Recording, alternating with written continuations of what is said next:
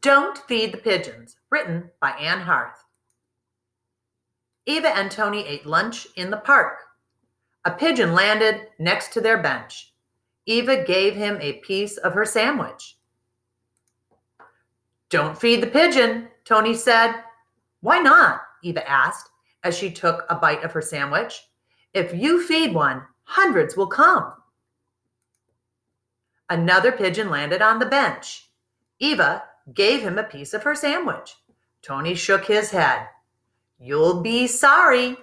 He stood up. I'm going to the corner store. Do you want to come? Eva looked at the pigeons. I'll wait here. I'll be right back. Don't feed the pigeons. A third pigeon landed on the bench. Eva gave him a piece of her sandwich. Suddenly, pigeons came from everywhere. They flapped and fluttered. They covered the ground. They covered the bench. The sky was full of pigeons. There were hundreds of them. Eva threw pieces of her sandwich to them. Soon, her sandwich was all gone. People walked past. They smiled and shook their heads. You shouldn't feed the pigeons, a little boy yelled. Eva waved her arms. One by one, the pigeons flew away. When Tony came back, the pigeons were gone. He took a bite of his sandwich. Eva's stomach grumbled. She was still hungry.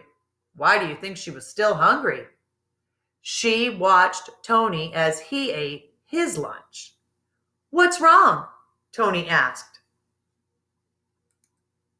I'm still hungry. Eva rubbed her stomach. You fed the pigeons, didn't you? Eva nodded. Did you give them all of your lunch? Asked Tony. Eva nodded. Her stomach grumbled again. Here, said Tony. He held out half of his sandwich. You can have the rest of my sandwich, but you have to promise me one thing. I know, Eva said. I promise never to feed the pigeons. Now that we've finished our story, take a minute to think back and answer these comprehension questions.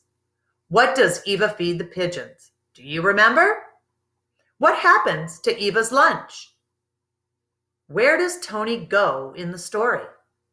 What does Eva promise never to do again? The end.